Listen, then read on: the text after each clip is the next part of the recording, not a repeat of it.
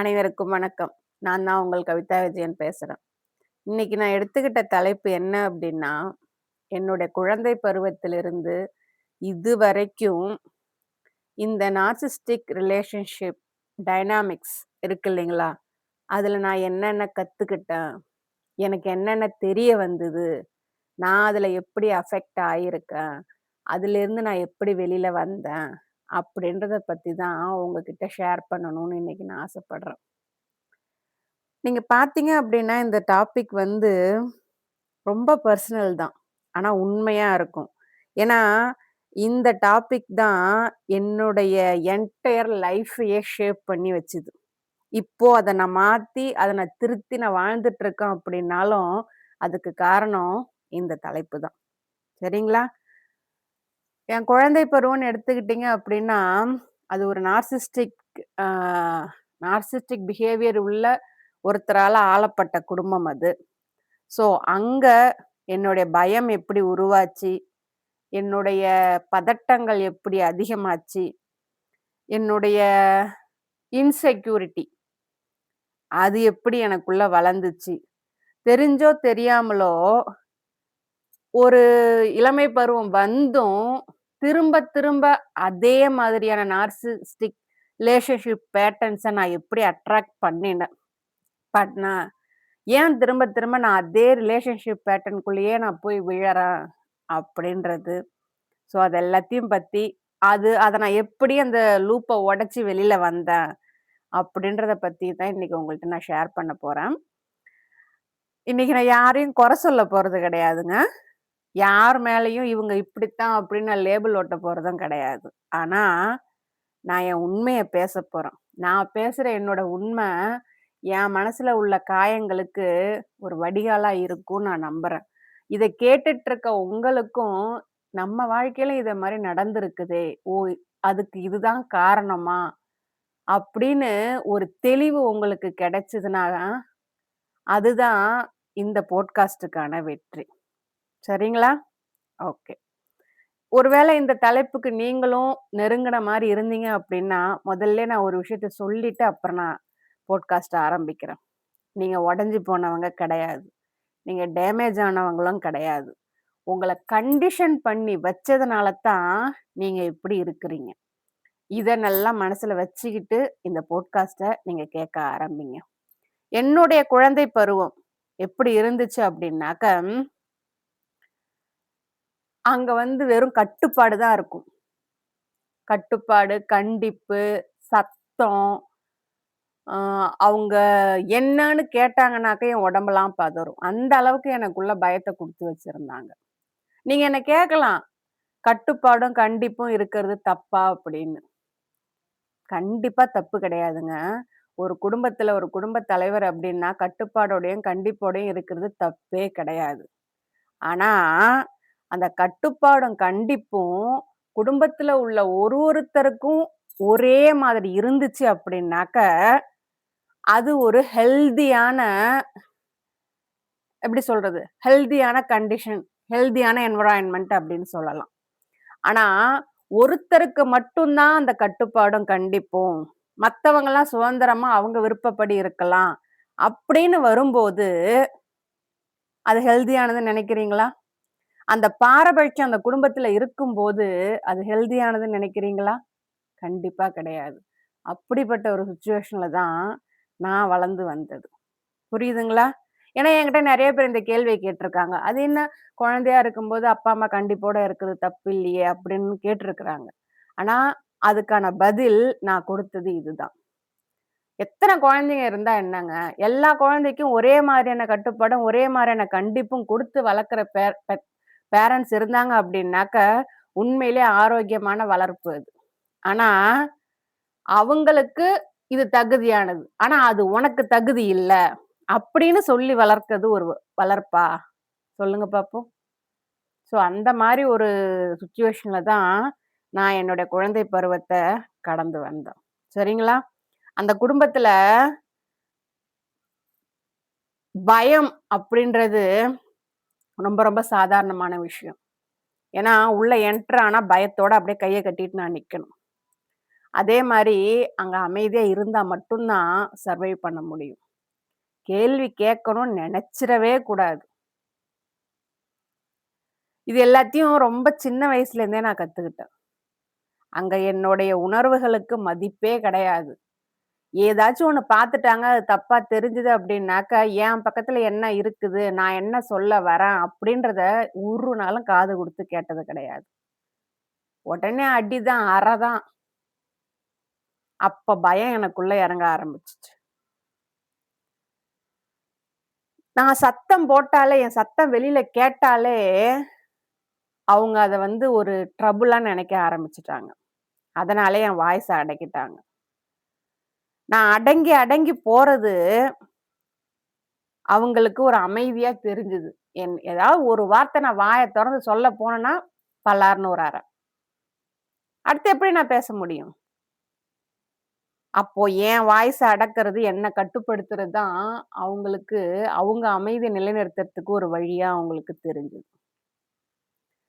அன்புன்றது சுத்தமா கிடையாதுங்க. நானும் யோசிச்சு, யோசிச்சு பார்ப்பேன். நான் சத்தியமா பொய் சொல்லலைங்க. என்கிட்ட அன்பா, ஆதரவா எப்பயாச்சும் பேசுனாங்களா? அப்படி ஏதாவது ஒரு சந்தர்ப்பம் நடந்திருக்குதா? அப்படி ஏதாவது ஒண்ணு நடந்திருக்கான்னு நானும் இத்தன வருஷத்துல ரொம்ப யோசிச்சு, யோசிச்சு பார்த்துருக்குறேன். ஆனா அப்படிப்பட்ட ஒரு சம்பவம் கூட எனக்கு நினைவுக்கு வரவே இல்லைங்க. இத நான் சொன்னா, இது நான் உண்மைய தாங்க சொல்றேன். அதே மாரி அன்புன்றது எனக்கு கண்டிஷனல்ல தான் இருந்துச்சு. ஒரு நல்ல வார்த்தை எனக்கு கிடைக்கிறது கூட அது கண்டிஷனலா தான் இருந்துச்சு. அவங்க உண்மையில அன்பு காட்டத் தெரியாம இல்ல. அந்த அன்ப மத்தவங்களுக்கு காட்டுனாங்களே ஒழிய, எனக்கு காட்டுறதுக்கு கண்டிஷன் போட்டாங்க. நான் இந்த அன்பு காட்டுறேன் அப்டின்னாக்க, அந்த குழந்தை அதுக்கு தகுதியான குழந்தை. அது என்ன வேணாலும் பண்ணியிருக்கும், எது வேணாலும் பண்ணியிருக்கலாம். ஆனா, இந்த அன்பு உனக்கு கிடைக்கணும் அப்டின்னா, நான் சொல்றத செய்யணும். நீ வாய தொறந்து பேசக்கூடாது. சத்தம் போடக்கூடாது. இப்டி இருன்னா இப்டிதான் இருக்கணும். இப்டி உட்காருனா இப்டிதான் உட்காரணும். நல்லா மணிக்கணக்கா என்ன ஒரு ரூம்ல போட்டு அடைச்சு வச்சிருக்காங்கங்க. உட்கார்ந்துருக்கேன் நானு. காலையில 9 மணிக்கு அடைச்சு வச்சா 12 மணி வரைக்கும் அதே இடத்துல நான் உட்கார்ந்துருக்கணும். அப்படி நான் உட்கார்ந்ததுனால தான், அவங்க என்ன அந்த வூட்டுக்குள்ளேயே வச்சிருந்தாங்க. அந்த அளவுக்கு என்ன தனிமைப்படுத்தி, அந்த கட்டுப்பாட்டுல அவங்களுக்கு ஒரு போதை ஒண்ணு கிடைச்ச மாரி ஆயிப்போச்சு. அவங்களுடைய அதிகாரத்துக்கு என்ன பயன்படுத்திக்கவும், அதுக்கான வாய்ப்ப நான் கொடுத்ததும், அவங்களுக்கு ஒரு போதை மாரி ஆனதுனால, அத அவங்க திரும்ப திரும்ப பண்ண ஆரம்பிச்சாங்க. அதுல அது எப்படி சொல்றதுன்னு தெரியல. அப்படி ஒரு சந்தோஷம் அவங்களுக்கு. எனக்கு வேற வழி தெரியல அப்போ. சர்வைவல்க்கு இதுதான் பண்ணணும்னு இருந்துச்சு. அதத்தான் நான் பண்ணேன். சரிங்களா? இது மாதிரி ஒரு குழந்தை வளர்ந்து வர்றப்போ, அதுக்குள்ளற என்னென்ன பாதிப்புலாம் இருக்கும் தெரியுமா? எனக்கு என்னென்ன அந்த பாதிப்புலாம் இருந்துச்சு தெரியுங்களா? நான் என்னென்ன பாதிப்பு தெரியுமா அனுபவிச்சேன்? என் மேல எனக்கு நம்பிக்கையே கிடையாதுங்க. சுத்தமா. என் மேல கொஞ்சம் கூட எனக்கு நம்பிக்கையே இல்ல. அதே மாதிரி என்னன்னா, என்கிட்டேருந்து ஏதாவது ரியாக்ஷன் ஒண்ணு வெளில வந்துச்சுன்னா, நான் கவனிச்சுக்கிட்டே இருந்தேன் நானு. என்ன. அவங்க வந்து நான் ஏதாச்சும் கை அசைச்சாலோ, கண் அசைச்சாலோ, சிரிச்சாலோ, எல்லாத்துக்கும் காரணம் கேட்க ஆரம்பிச்சாங்க. அதனால நான் இயல்பா இருக்கிறது அப்படின்றதே எனக்கு மறந்து போச்சு. அவங்க பார்க்குறாங்களே, நம்ம எப்படி உட்காரணும்? நம்ம எப்படி நிக்கணும்? சிரிக்கலாமா? பேசலாமா? அங்க பார்க்கலாமா? இங்க பார்க்கலாமான்னு ஒரு இயல்பான என்னோட இயல்பே என்ட்ட இல்லாம போயிடுச்சு. எப்ப பாரு ஒரு மாரி ஹைப்பர் அலர்ட்லயே நான் இருந்தேன் நானு. ஏதாச்சும் நடந்துருமோ? நான் ஏதோ சாதாரணமா ஏதாவது இருந்தாலும், இதுக்கு இதுக்கு அப்படி அப்படி நடந்து தான் இருக்குது. அது தப்புன்னு எனக்கு தெரியாது. குழந்தைங்க சொல்லிக் குடுக்குறது தானங்க செய்வாங்க, போவாங்க. அவங்க சொல்லிக் குடுத்த சில பழக்கங்கள தான் நானும் கடைபிடிச்சேன். ஆனா, அது ஒரு கட்டத்தில தப்பா இருந்தது. எனக்கு அவங்க சொல்லிக் குடுக்கல. ஒண்ணும் இல்ல. ஒரு டம்ளர்ல வந்து வாய் வச்சு தண்ணி குடிக்கிறது சின்ன பிள்ளைலருந்து எனக்கு அப்படிதான் சொல்லிக் குடுத்தாங்க. பொது இடங்கள்ல அந்த மாரி குடிக்கக் கூடாதுன்னு அவங்க எனக்கு சொல்லிக் குடுக்கல. ஆனா, பொது இடங்கள்ல நான் குடிச்சதுக்கு அதே இடத்துல என்ன அடிச்சாங்க. ஒரு 5 வயசு, 6 வயசு குழந்தையா இருக்கிறப்போ. இப்ப 40 வயசு ஆயும் அந்த சம்பவம் இன்னும் எனக்கு என் கண்ணு முன்னால தெளிவா நிக்குது அப்படின்னா, அந்த வயசுல எனக்கு ஏற்பட்ட அந்த பாதிப்பு தான்.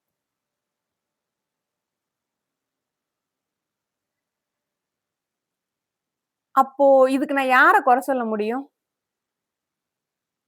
அவங்க கேட்டது, "இந்த இடத்துல இப்படி தண்ணீ இப்படி குடிக்கணும்னு உனக்கு தெரியாதா?" எனக்கு யாரும் சொல்லிக் குடுக்கல. அத ஏன் அவங்க புரிஞ்சுக்கலன்னு தெரியல. அதையும் எனக்கு ஏதாவது ஒண்ணுனாக்க, எடுத்து சொல்லியோ, இல்ல சொல்லியோ புரிய வச்சது கிடையாது. எடுத்ததும் அடி தான், அற தான். எட்டி உதைக்கிறது தான் முதுகுல. நின்ன வாட்டத்துல உதைக்கிறது தான்.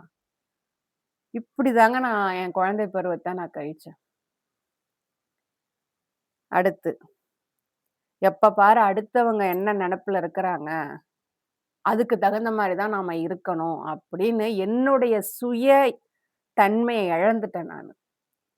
இப்போ ஒருத்தவங்க அங்க சிரிச்சு பேசிட்டு இருக்காங்களா, அப்ப நானும் அவங்க கூட சேர்ந்து சிரிக்கணும். ஒருத்தவங்க அமைதியா உட்கார்ந்துருக்காங்களா, நானும் அவங்க கூட அமைதியா உட்கார்ந்துருக்கணும். ஒருத்தவங்க அழுவுறாங்களா, நான் அப்படியே சோகமா இருக்கணும். அதாவது மத்தவங்க எப்படி இருக்காங்களோ, அவங்க மூடுக்கு தகுந்த மாரி அந்த இடத்துல நான் இருக்கணும். அப்படின்னு என்ன எதிர்பார்க்க வச்சாங்க. எப்ப பாரு அட்ஜஸ்ட் பண்ணி போறது நான் தான். நான் புடிச்சத சாப்பிடணும்னாலும், அவங்க வாங்கி குடுக்கறத நான் சாப்பிட்டு அட்ஜஸ்ட் பண்ணிட்டு போணும். இந்த ட்ரெஸ் எனக்கு பிடிக்கலன்னு சொன்னா ஏத்துக்கவே மாட்டாங்க. இதுதான் உனக்கு நல்லா இருக்கும்ன்னு போட வச்சுருவாங்க. ஒரு செருப்பு வாங்குனா கூட இதே மாரி தான். இது மாதிரியான சின்ன சின்ன விஷயங்கள் எப்பவுமே அட்ஜஸ்ட் பண்ணிட்டே போயிட்டுருந்தேன். கடைசில எனக்குள்ள ஒரு நெனப்பு நிரந்தரமா தங்கிடுச்சு. என்ன அப்டின்னா, ஐ அம் நாட் குட் எனஃப். நான் போதுமானவ இல்ல போல. அப்படின்ற நெனப்பு எனக்குள்ள அப்படியே தங்கி போச்சு ஆழமா. எப்ப பாரு எனக்குள்ள ஒரு பதட்டம் இருந்துகிட்டே இருக்கும். ஒரு நிதானமே என்ட்ட இல்லாம இருந்துச்சு. இது எல்லாமே சேர்ந்து எனக்கு இன்னும் சில பின்விளைவுகள குடுத்துச்சு. என்ன அப்படின்னா, குழந்தை பருவத்திலேருந்து ஒருவித கட்டுப்பாடோடையும், ஒருவித பயத்தோடையும் வாழ்ந்து வந்த நான், வளர்ந்ததுக்கு அப்புறமேலுக்கு எனக்கே தெரியாம சில பிஹேவியர வந்து எனக்குள்ள நான் வளர்த்துக்கிட்டேன். என்ன அப்படின்னா, டீப் இன்செக்யூரிட்டி. அதாவது என் மேல எனக்கு நம்பிக்கை இல்லாம போறது. அந்த இன்செக்யூரிட்டி. வாழ்க்கை எப்படி இருக்குமோ, நம்மள இவங்க சரியா பார்த்துப்பாங்களோ அப்படின்னு அந்த இன்செக்யூரிட்டி எனக்குள்ள இறங்கிடுச்சு. என்ன நானே குறை சொல்லிட்டே இருந்தேன். என்ன சுத்தி இதெல்லாம் நடக்குது அப்படின்னாக்க, என்கிட்ட ஏதோ தப்பு இருக்குது போல இருக்கு. நான் எதுக்கும் ஒர்த் இல்ல போல இருக்கு அப்படின்னு செல்ஃப் ப்ளேம். Self doubt. நான் சரியா தான் இருப்பேன். நான் சரியா தான் பேசுவேன்.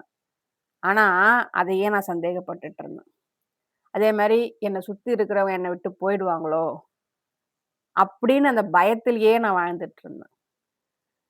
அவங்க எனக்கு மதிப்பு குடுக்கணும். அப்பதான் என் வாழ்க்கை வந்து மரியாதைக்குரியது அப்படின்ற ஒரு நெனப்பு இருந்துச்சு. இது எல்லாத்தையும் விடவும், எனக்கே தெரியாம என்ன வளர்த்தாங்க பார்த்தீங்களா? அந்த நார்சிஸ்டிக் பிஹேவியர். அதே பிஹேவியரத்தான் என் லைஃப் முழுக்க நான் திரும்ப திரும்ப அட்ராக்ட் பண்ணி, என்ன சுத்தி உள்ள ரிலேஷன் எல்லாமே அதே மாரி தான் வந்தாங்க. அதுக்கு காரணம் ஒண்ணே ஒண்ணு தான். என்ன அப்டின்னாக்க, சின்ன வயசுல என்னால அவங்க அன்ப வெல்ல முடியல. அதனால நான் வளர்ந்ததுக்கு அப்புறமேலுக்கு நானா நெனச்சுக்கிட்டேன். நாம வந்து இன்னொருத்தர அதே மாரி குணம் உள்ள இன்னொருத்தர நாம ஜெயிச்சுட்டோம் அப்டின்னா, எப்படியாச்சும் அவங்க அன்ப வாங்கிட்டோம் அப்டின்னா, அவங்கள ஜெயிச்ச மாரி அர்த்தம் அப்படின்னு எனக்குள்ள நானே ஒரு கற்பனைய வளர்த்துக்கிட்டதுனால, திரும்ப திரும்ப என்னோட எண்ணங்கள் வந்து அதே மாதிரி நார்சிஸ்டிக் பேட்டர்ன் உள்ள ஒருத்தரையே தேடி போச்சு. அத அட்ராக்டும் பண்ணுச்சு. அவங்க குடுக்குற அந்த வலியும், அந்த ஒரு இதுவும், அது ஒரு எப்படி சொல்றது? நமக்கு அவங்க கிட்ட மேல ஏற்படுற ஒரு ஈர்ப்பையும் நான் ஒரு லவ்வுன்னு நம்பிட்டேன். ஆனா அது லவ் கிடையாதுங்க.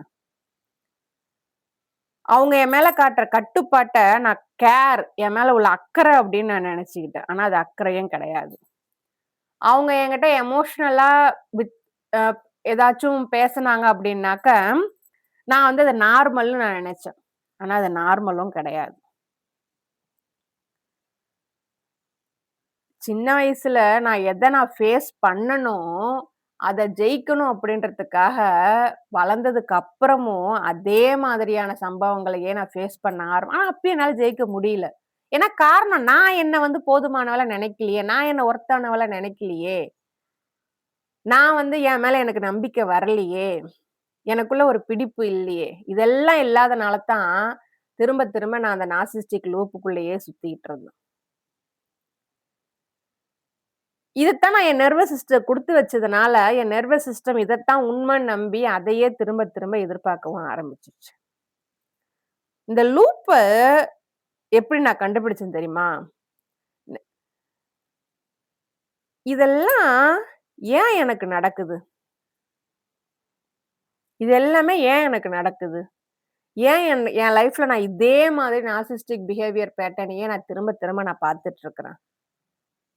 என்கிட்ட என்ன தப்பு இருக்குது? அப்படின்னு என்ன நானே ரொம்பவும் குறை சொல்லி எனக்குள்ளர என் மேல மதிப்பே நான் இல்லாம பண்ணிட்டேன்.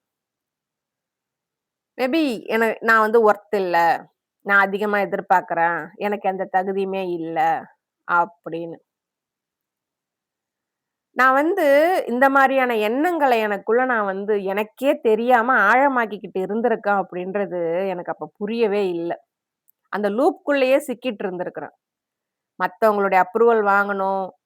அவங்க எனக்கு கஷ்டம் குடுத்தாலும், இதுதான் உண்மைன்னு தெரிஞ்சாலும், அவங்கள விட்டு விலகாம திரும்ப திரும்ப மேல மேல அவங்க மேல அன்ப கொட்டிட்டு இருந்தது. அதிகப்படியா சாக்ரிஃபைஸ் பண்ணி என் வாழ்க்கைய நான் வாழ்ந்துட்டு இருந்தது. என்னைக்காச்சும் ஒரு நாள் அவங்க மாறிடுவாங்கன்னு திரும்ப அதே லூப்க்குள்ளே இருந்தது. இது எல்லாமே சேர்ந்து, அந்த எனக்குள்ள இருந்த அந்த காயத்த அதிகமாக்கிட்டே இருந்துச்சு. ஒரு நாள் எல்லாமே மாறுச்சுங்க. இந்த டர்னிங் பாயிண்ட்டும் வந்துச்சு. அந்த விழிப்புணர்வும் எனக்கு வந்துச்சு. ஆனா, அது ஓவர் நைட்ல வரல. என்னுடைய பாட்காஸ்ட் எல்லாத்துலயுமே நான் சொல்லியிருப்பேன். ஒரு இடத்துல நான் வெடிச்சேன் அப்படின்னு. கண்டிப்பா. ஏன்னா, அந்த ஒரு வெடிப்பு தான் என்னுடைய 40 வருஷ வாழ்க்கையே புரட்டி போட்டுச்சு. என்ன பத்தி நான் எல்லாருக்கும் எக்ஸ்ப்ளைன் பண்ணி சோர்ந்து போயிட்டேன். என் ஒர்த்த ப்ரூவ் பண்ணி யாருமே என் ஒர்த்த வந்து புரிஞ்சுக்கவே இல்ல. இந்த இடத்துல இருக்க எனக்கு பிடிக்கலன்னு தெரிஞ்சும், அந்த இடத்தினுடைய அமைதிக்காக என்ன நான் சுருக்கிக்கிட்டு அந்த இடத்துல நான் இருந்தேன். அப்பதான் எனக்கு ஒரு விஷயம் ரொம்ப பவர்ஃபுல்லான விஷயம் புரிய ஆரம்பிச்சது. என்ன அப்டின்னா, அன்ப வாங்குறதுக்கு நான் தகுதி இல்லாதவ கிடையாது. அன்புனா என்னன்னு புரிஞ்சுக்கவோ, அன்ப அடையறதுக்கோ நான் தகுதி இல்லாதவ அப்படின்னு அவங்க நெனச்சிருக்காங்க. அதையே நான் உண்மைன்னு நம்பிட்டும் இருந்திருக்கிறேன். அப்போ இங்க காரணம் என்ன? நான் உடைஞ்சு போனவ கிடையாது. நான் பாதிக்கப்பட்டவ கிடையாது.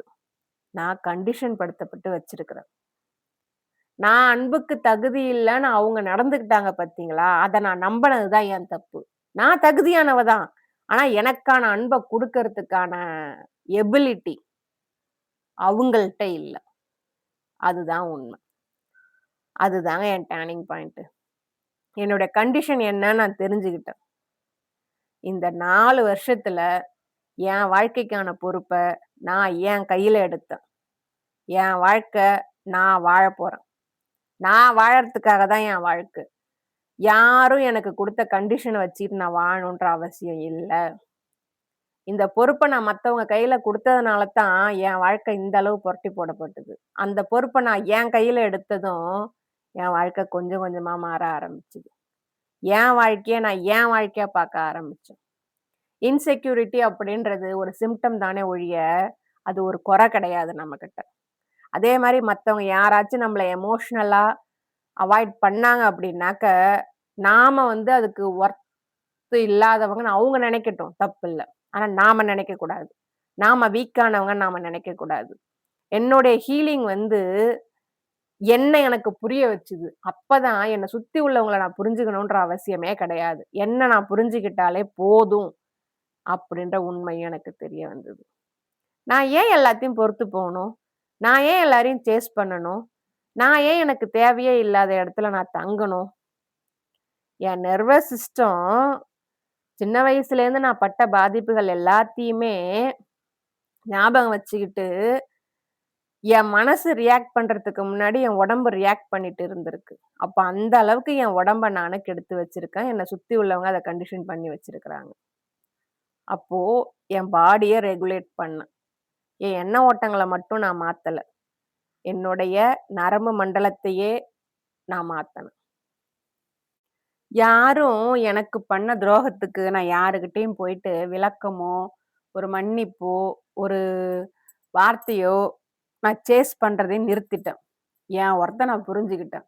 யார் எப்படி போனாலும் எனக்கு அத பத்தி கவல கிடையாது. அப்படின்னு. நான் யாருகிட்டயும் விளக்கம் கேட்கறத நிறுத்திட்டேன். எனக்கு ஏன் அப்படி பண்ணீங்க? எனக்கு ஏன் இப்படி பண்ணீங்க? என்ன ஏன் பாரபட்சம் காட்டுனீங்க? எனக்கு ஏன் இவ்ளோ துரோகம் பண்ணீங்க? என் வாழ்க்கைய ஏன் இப்படி பண்ணீங்க? அப்படின்னு எனக்குள்ள நெறைய கேள்வி இருந்துச்சு. ஆனா, அந்த கேள்விய நான் கேட்கறதே நிறுத்திட்டேன். அத பத்தி நெனைக்கிறதுமே நிறுத்திட்டேன். ஏன்னா, என் ஒர்த் என்னன்னு எனக்கு தெரிஞ்சிருச்சு. என்னுடைய விழிப்புணர்வு தான் இந்த அத்தன பேட்டர்னையுமே கட் பண்ணுச்சு. ஒரு தடவ அந்த லூப்ப நான் உடைச்சேன். அதுக்கப்புறம் திரும்ப நான் அந்த லூப்குள்ள போகவே இல்ல. ஆனா, அந்த லூப்குள்ள என்ன இழுக்கறதுக்கு என்னுடைய குடும்ப உறுப்பினர்களும், என்ன சுற்றி உள்ளவங்களும் ரொம்ப ட்ரை பண்ணாங்க. "நீ இந்த மாரி இருக்கிறது தப்பு. குடும்பத்துக்கு ஆகாது. நீ இந்த மாரி இருக்கக்கூடாது." அப்படின்னு என்ன கன்வின்ஸ் பண்ண ரொம்ப ட்ரை பண்ணாங்க. உங்களுக்கு கோடி கும்பிடு. தயவு செய்து போயிடுங்க. இதுதான் நான். இப்படி வாழத்தான் நான் இருக்கிறேன். என் வாழ்க்கைய நான் இப்படித்தான் வாழுவேன். தைரியமா சொல்லிட்டேன். இப்படிதாங்க நான் இருப்பேன். இதுதான் என் வாழ்க்கை. இது உங்களுக்கு பிடிக்கல அப்படின்னா, அது என் பொறுப்பு கிடையாது. ஆனா, எப்போ நான் இத வார்த்தை தைரியமா நான் சொல்ல ஆரம்பிச்சேனோ, எனக்குள்ள இருந்த தன்னம்பிக்கை மலையளவு ஆச்சு. அதுக்கான எப்படி சொல்றது? அ அதுக்கான அ ரிசல்ட் எனக்கு இந்த சமூகத்துல எனக்கு உண்மையிலே ஒரு நல்ல மரியாதைய வாங்கி குடுத்துருக்கு. எப்போ எனக்காக நான் வாழ ஆரம்பிச்சேனோ, உண்மையிலே நான் யாருன்றதுக்கான மரியாதை எனக்கு இந்த சமூகத்துல கிடைக்க ஆரம்பிச்சுது. திரும்பவும் அதே மாரி டைனாமிக்குள்ள நான் போகாம, என்ன தேடி அத மாரி ஒரு இது வந்தாலுமே நான் அத நறுக்க ஆரம்பிச்சேன். கட் பண்ண ஆரம்பிச்சேன். நான் இது அத்தனைக்குமே நான் எனக்குள்ள சொல்லிக்கிட்ட ஒரே விஷயம், இனிமே என்ன நான் தூர வைக்க மாட்டேன். நான் தான் எனக்கு முக்கியம். என்ன நான் யாருக்காகவும் விட்டு குடுக்க மாட்டேன். எனக்கு உள்ளுக்குள்ள என்ன தோணுதோ அதுதான் நெஜம். அதுதான் உண்ம. அத சாக்ரிஃபைஸ் பண்ண வேண்டிய அவசியம் கிடையாது. அப்படின்னு நான் முடிவு எடுத்துட்டேங்க. நான் என்னுடைய கடந்த காலத்த நான் வெறுக்கலைங்க. புரிஞ்சுகிட்டேன். என் கடந்த காலத்துல இப்படிலாம் நடந்ததுக்கு காரணம் என்ன? ஏன் என்ன அப்படி வச்சிருந்தாங்க? அதுக்கான காரணம் என்னன்னு எல்லாத்தையுமே நான் புரிஞ்சுகிட்டேன். இத புரிஞ்சுக்க ஆரம்பிச்சப்போ ரொம்ப கோவம் வந்துச்சு. அவங்கள பழி வாங்கணுன்ற எண்ணம்லாம் வந்துச்சு. ஆனா அதுக்குள்ள இன்னும் டீப்பா போக போக அந்த மாரி நெனைப்பே எனக்குள்ள மறைஞ்சிருச்சு. அவங்களுக்கு என்ன தெரிஞ்சதோ, அவங்க எப்படி வளர்க்கப்பட்டாங்களோ அப்படிதான் என்ன வளர்த்துருக்காங்க. அதுக்காக அவங்க பண்ணதெல்லாம் சரி, அவங்கள சுத்தமா மன்னிச்சுட்டேன் அப்படி நான் சொல்ல வரல. காரணம் தெரிஞ்சுகிட்டேன்.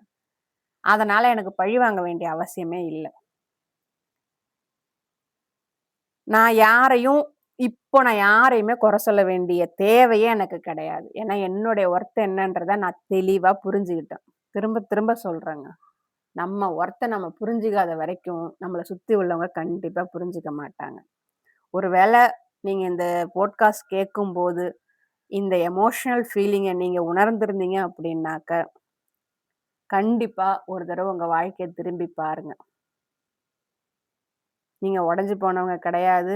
வாழ்க்கையில நீங்க ரொம்ப தூரத்திலயும் இல்ல. உங்களாலயும் கண்டிப்பா ஒரு நாள் இந்த விழிப்புணர்வு கிடைக்கும். உங்களுக்கும் கிடைக்கும். அப்படின்றது தான் என்னுடைய மெசேஜ் உங்களுக்கானது. ஓகேங்களா? மொத முதல்ல இது எதுக்கு நடக்குது? அப்படின்றத நீங்க தெரிஞ்சுக்கிட்டீங்கனாலே, அதுதான் முதல் படி. இந்த விழிப்புணர்வுக்கான முதல் படி. புரியுதுங்களா? உங்களுடைய பொறுமைக்கும், அமைதிக்கும் நன்றி.